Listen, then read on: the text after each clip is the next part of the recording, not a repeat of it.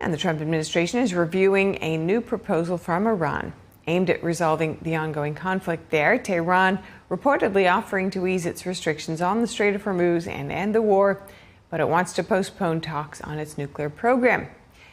Joining us now is Rebecca Grant, Vice President of the Lexington Institute and a longtime national security analyst. Dr. Grant, thank you for being with us. And just to begin with, we saw that social media post by the president showing that Iran, the regime there, is saying that it's collapsing or near collapse. Your response to that to start with? Interesting. Sounds like they may be making some progress. And I note that President Trump's language was fairly moderate in this particular post.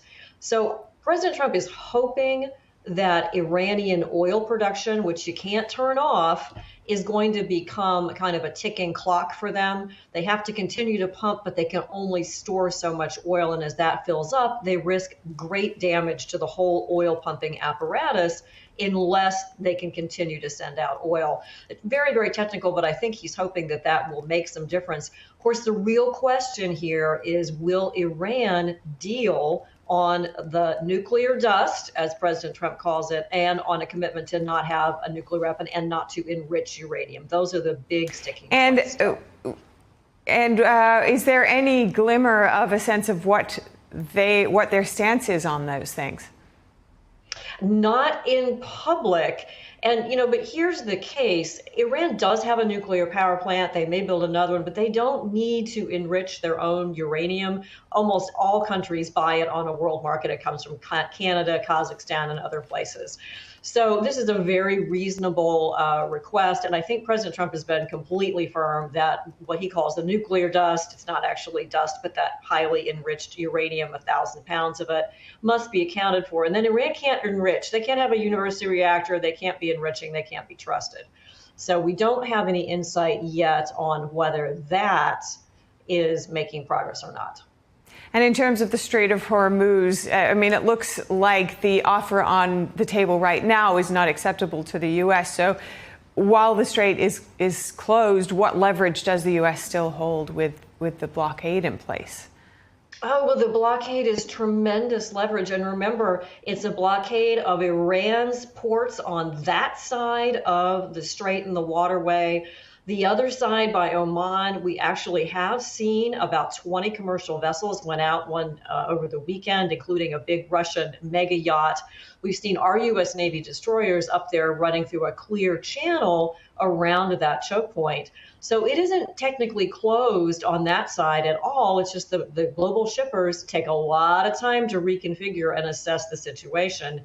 Meanwhile, Central Command Admiral Cooper has turned back, at last count, 38 vessels that were trying to get into or out of Iran's ports. And as we know, they took over the MV Tuska with the USS Spruance putting inert shells into her engine room, and then Marines from the USS Tripoli boarding the Tuska. That happened last week. So the blockade is very effective. The U.S. Navy can continue it indefinitely, and they now have lethal shoot-to-kill orders in case the fast boats or anything else from Iran start to make trouble. And what's your sense of the risk if the nuclear issue were to be decoupled and delayed, as the Iranian regime is hoping, reportedly? So far, this doesn't look like any kind of possibility from the U.S. side, but just looking at a scenario in which that is considered. Oh, you're right. It's way too high risk. Now, they can account for that nuclear material, if it's buried in enough rubble, that may be sufficient. We're not going to get the intel on that. But there's no way that Iran can have enrichment. This whole campaign has been undertaken to prevent Iran from touching off a nuclear Armageddon in the Middle East. They cannot go back to enrichment. Everything they've done, the drone attacks, the missile attacks, all of it shows that they cannot be trusted with nuclear enrichment. And in light of this post about the collapsing regime, as well as comments ongoing throughout the negotiations about what you see from President Trump, from Rubio, about what you see in the public sphere is quite different from what happens behind doors. What's your sense of what Iran's actual position is versus its public stance? I think they're still struggling a little bit on the U.S. side to be sure they have a firm interlocutor, literally someone in Iran's leadership who could sign a deal and stick to it. And that has really been an impediment in the negotiations. I'm glad Pakistan has been able to engage with their field marshal and their prime minister, because it's really hard to know. Iran wants to play for time, but I think they also, it's very difficult to see who actually has enough control over the political apparatus and the IRGC to be able to step up and stick to a deal. And in your view, what would a durable deal look like if there is one that's possible, if they do secure that interlocutor?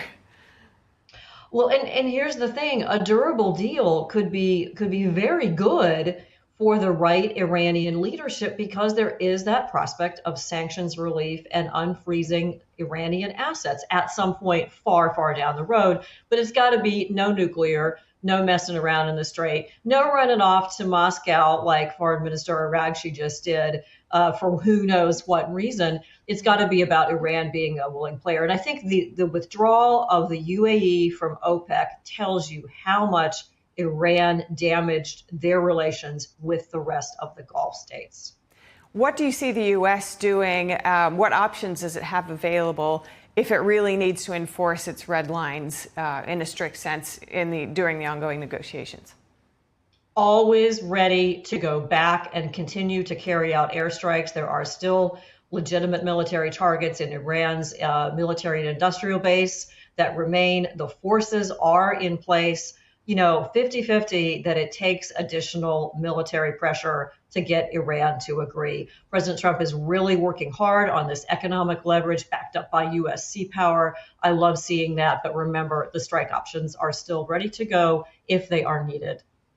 All right. Great to have your insight and perspective. Rebecca Grant, thank you so much. Thank you.